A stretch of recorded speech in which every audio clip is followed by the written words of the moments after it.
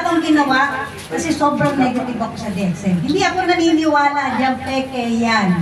So, ginawa ko, tinataboy ko sila ng tinataboy. So, ako po, nagkaroon po ako ng trabaho at 25 years siguro sa patrika. Nananahi. So, doon sa tahian, wala po ako naipon. Payslip at sakit.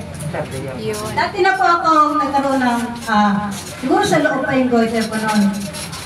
Banggitin ko muna kung ano-ano mga sakit ko. Nagkaroon ako ng goiter, malaki yan. May picture ako dyan, mamaya papakita ko. Tapos, nagkaroon ako ng ganito kalaking tiyan. Parang siyang nabuwan ng buntis. Ang pinaka-bonus pa yata doon matindi. Siyang nataon akong dinudugo. Para akong nakukunan. Walang tigil. So, nagkaroon po ako ng mga 5 years pa lang po akong nagkasakit na dinudugo Kasi yung bahay namin, mga lumang t-shirt, talagang pasador ko yan. Para akong bibi maglakad kasi ang kapal, bago may pampers. Hindi pwede pampers, bubuhos yung dugo.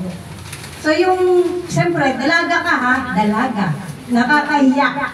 Iiwas ka na magka-boyfriend. Kasi gano'n ang sakit mo, di ba? Minsan sabi sa akin ng mga tao, baka pinapakulam ka. Ano ka naman sama? Tapos pag nakita nila si mama yung mukha ko, hindi, baka may sumpa yung lahi nyo. Sa akin daw lahat napunta. Di ba may sakit ka gano'n? Di mo na nga magustuhan nangyari sa katawan mo.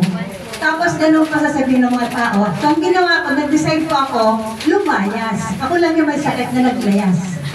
Napunta po ako ng Cavite. Kasi nga, may unit ang kapatid ko, sabi ko, titiran ko. Pero, walang tao dun Ang mga nakikita ko doon baka.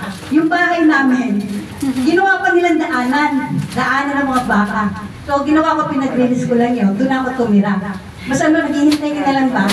Alam ko na ramdam ko na talaga. Pero sabi ko nga, bigyan mo po ng 3 bagay na hinihingi ko. Ano yung 3 bagay? Mahabang buhay, murang herbal, at mahirap mamatay, di ba nakakatakot? Mas mahirap mabuhay, wala kang hanap buhay. So, good news po, ibinigay po lahat sa akin. Ang ibinigay sa akin, DXN. Di ba ayaw na ayaw ko yan? So, ang purpose ko, bakit binabara ko ng binabara yung nag-aalok sa akin? Gusto ko lang silang, sabi ko ni partner, butasan. Pag hindi ko sila mabutasan, pag nabutasan ko tumato, hindi na babalik. Dahil networker din po ako, dati, ayoko ng pioneering. Hindi pala pioneering, hindi DXN. Ayoko ng binary. Parang sabi nung nag-alok sa akin, bakit ate, yung health mo muna unahin. Huwag daw yung marketing plan. Pero marketing plan yung target ko. Kasi nga, may sakit ako Wala ng pera pamilya ko. Sino magpapagamot sa akin? Sino gagastos? So, habang nag-network ako, marami po ako na-invite. 2 tao lang in-invite ko yun. 2 tao yun. Yun ang nag-invite. So, nagkaroon kami ng 47 members. Yung 47 members na yun, sila po ay, yung ngayon ako isalita. Sila po ay nag-invite, lahat po sila nag-1,000 points. So 3 months pa lang to 4 months, SA po ako. Next month, yung 2, SA na rin. Sabi ko gusto ko makuha yung 12,500. Sinama ko yung nanay ko. So nagkuha ko kagad yun. So sa madaling salita, ginagawa ko yung DXN para magkaroon ako ng pang-gastos. Hindi lang naman yung maintenance ko kailangan ko Kailangan ko pabili ng pagkain, lahat. At good news po doon, sobra-sobra po ang ibinigay ng DXN sa akin. Hindi ko nga po akalain, next month birthday ko. Turning 60, magsi-senior na po ako. Nung pumunta po ako ng Cavite, lahat kasi negative. Tinanggal ko yun. Pag naisip ko yung kabaong, tinatanggal ko yan. Kasi pag napapadaan ako dyan sa may gentry, makikita mo may punerarya. Pag yung mata mo napatingin sa kabaong, namimili yung utak mo. Kasi iba na yung lagay ko Sabi ko, hindi, kita ko, ganon. Basta lahat ng negative, tinanggal ko yun. Tapos, nagtanim ako ng puno, yung pinakamatagal magbunga. Kasi sabi ko sa puno, itatanim kita, pero makikita kita, paulit-ulit kang pinipitasan ng mga apo ko sa tuhod. Diba? Ganun yung mindset ko nun. Lahat tinanggal ko ng negative. So, trinabaho ko DXM, minadali ko yan. Swerte lang ngayon mo nag-DXM ngayon kasi may e-world. Diba? Makikita mo yung galaw ng downlines mo. Eh noon, may sakit na ako. Awat ng awat ng mga apply ko sa akin. Ate, huwag ka muna mag-network. Kasi nakikita ako nila. Marami nakikita sa akin na malaki dyan ko, nakikipag-usap sa tao. Malaki liig ko. Sabi ko, gumaling ako. Kaya isipin nyo na lang yun. Puro rejection po. 10 taon ako nire-reject ng mga tao. Kasi ganun itsura ko eh. Kasabi ko, gumaling. Natanggal ang buhok ko. Yung kuko ko, tuubos yan. Yung dugo ko, ang good news nun, pag inom ko pa lang ng DXM, nawala po. Huminto siya. Ang paa ko magang-maga. Kasi kung ang sakit ko, may multiple myoma ako, meron akong goiter, may problema na ako sa kidney, hindi na po ako nakakahihin. So, dahil hindi na rin po ako makakain kasi bitak-bitak na lagi ko, kape na lang. Nest ka ba? Nadagdagan ko yung sakit ko. Nagka-nervous po ako. Meron pa isang kasama yon, insomnia.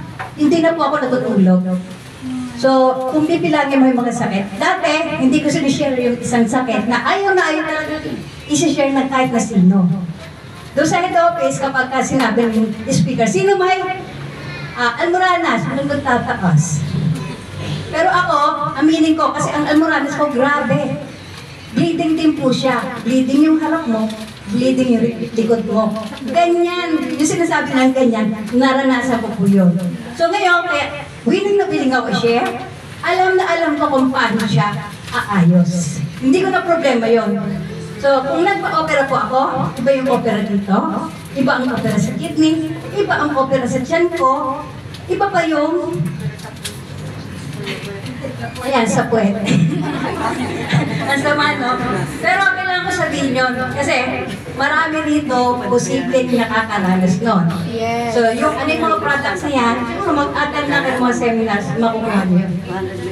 May nakita na po ba kayong tao na ganun katagal nagkasakit? Ganun. Kayo na lang mismo, tanongin ko, 2 buwan duguin kayo. Anong mararamdaman nyo? Siyang ako. So, ginagawa ko nun, akit ako sa rooftop sa Piñas. Kasi nga, parang hindi na ako pinapakinggan ng Diyos, sa bag, ang gano'n. Akit ako doon sa taas, tapos magdadasal ako malapit sa langit eh. Diba? Doon ako mahiga. Ang may sakit kasi, ito aminin natin, walang ginawa yan, i-question si God. Kasi ganyan sabi, bakit ako? Ang dami kong pangarap, ang dami kong dapat gawin, bakit ako? Dalaga ako, tapos ganyan ang sakit na bibig. Di ba nakakahiya? So ganun lagi ako, pero nagkamali pala. Manghihingi ka talaga. Di mo, pinihingi ko? Murang herbal. Pinakamura herbal. Ang DXN. Kasi sa loob na siyang na taon, yung binanggit mo, ininom ko rin yan. Intra. Hindi ko na babanggit, di ba? Mamahalin. Kaya po ako nag-network sa DXN. Kasi gusto ko makabili ng mamahalin. Pero yung mamahalin na bago ako nag-DXN, siguro makukuha nyo yan sa gynotherapy. Sa gynotherapy kasi, sinasabi ko yung fair, average, and superior. So yun talaga yung ano ko yun. Ngayon, ako mismo magsasabi, yung mamahalin na yun, belong sila sa average. Kasi, bakit ko inahabol yun? Ang lakas ko doon. So, iniisip ko, hiyang ako doon. Pero, hindi naman ako gumaling, hindi lumit ang leg ko, laki nga na lang, hindi lumit ang tiyan ko, hindi huminti ang dugo ko. So, nung nag-DXN ako, buti na lang nawala yung pride. Kasi ayoko nga ng DXN eh. Sabi ko, ayoko yan. Oh. Pero, nainom ko kasi piniprepare ko yung katawan ko sa operasyon na gagawin sa akin sa San Juan de Dios. Ang nangyari lang kasi, lumiit yung tiyan ko. Tapos, huminto yung dugo ko. Yun ang pinakamahalaga sa akin. Yung pag-hinto ng dugo. Tapos, sabi ko nga, di bali ako may bukod, basta huminto lang yung dugo. So, yun yung ano doon. Walang bag na dugo, sinasalin sa akin. Ang mahal-mahal po ng dugo ko, hindi makita basta-basta kasi type AB positive. Kung sino may mga type 2 positive dito, mag-ingat na po kayo. Kasi po, prone to cancer ang may ganyan dugo. Bakit? Ang lapot-lapot po ng dugo ng type 2 positive. Yan naman tinatamaan ng cancer.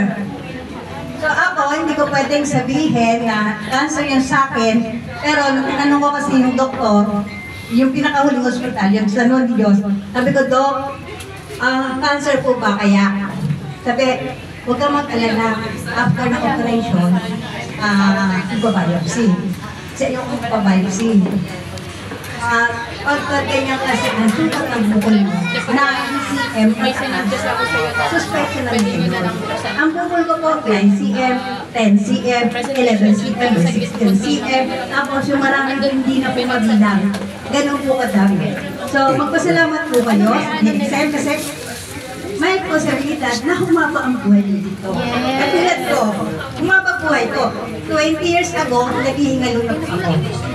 Wala na chance. So, ito, narinig ko po.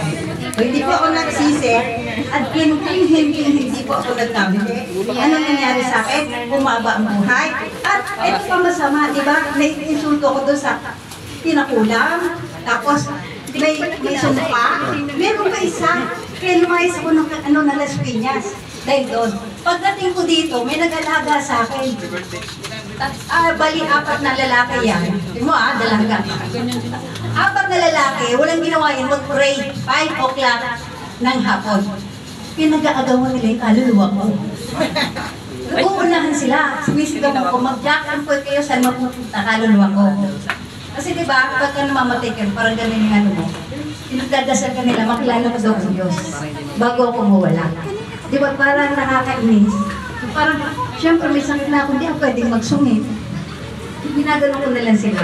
Tapos, yung isa doon, nagpaiwan, nag-mistake, yun ang nag-alaga sa akin. So, yun ang kasama ko ngayon.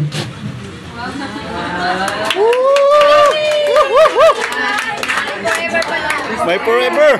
Lumitaw ang forever! Sana hindi mo naman binigyan yun eh. Kasi nga, umiiwas na ako sa lalaki, diba? Nakakayan sa ko. Pero, may pinadala sa akin kasi mabigat akong buhatin. Manas na manas po ako. Ang nanay ko nag-aalaga sa akin. Ang nanay ko hirap na hirap na. Ang pinaka-isa pa lang naalala ko yung sabi ko, nakulam, yung sumpa, yung pinakahuli sa Cavite, iba naman. Pag matanda sa akin yan ng 3 taon na. Pag hinahanap siya ng mga tao, nasaan na po yung apo nyo? Di ba? Yun, may sakit ka na, durog ka na, pero ganun pa rin ang maano mo. Ganun yun. So maganda sa DXN, iba niya yung sinasabi nila. Kapatid na lang ang tingin sa akin. Di ba? Pabata lang pabata. Wow! Hindi naman sa matanda ako noon. Kaya lahat ng tao doon. Eto pa, isang kapitbahay ko, nalaman ko, manager sa EPSA. Sabi niya, buntis ko lang siya noon, brother niya, anak niya yun Sabi niya gano'n, pinagdadasal ko yun eh. Pag nagtitinda siya ng kape sa pabrika, piligay na ito. Kasi yung kapitbahay namin, pinagdadasal ko na yun. Na Diyos ko, kaawa niya po yung babae niya sa baba. Kasi nasa ibaba yung bahay namin. Huwag niyo na po siyang pahirapan. Ano niya ako sunod nun? Kunin niyo na siya. So, hindi ko kailangan ikwento, ikwento. Pero, kailangan naman ng tao yun. Na yung dinanas ko na yun, totoo yun. Minsan niya may nagsabi ko sa akin. Yung ano nun. Kasi yung picture ko doon, nasa beach resort ako doon. Birthday ko yun. Nakaganoon ako nakangiti. Hanggang mag-aawal mo. Sa ileg, dinanyan ko yan para hindi makikita. Pero kita pa rin. Ang purpose ko naman nun, ang purpose ng kapatid ko, pinicture niya para makita na yun ang libre sa akin, ginastos niya sa akin. Ako naman, yun siya naman, kaya ako pinicture yun, hindi para ipakalat. Kaya lang, pangit naman na hindi ko ipakalat yun, di ba? Kasi kailan i-share ko. Kaya purpose ko nun, makita ko yung tiyan ko, noon at ngayon. Yes! So, good news, nakita niyo nag-share ko ngayon. Sexy na! Kung makita ko yung bonus sa inyo, papakita ko yung picture ko. Yan! Talaga yun. Ebidensya. Ebidensya.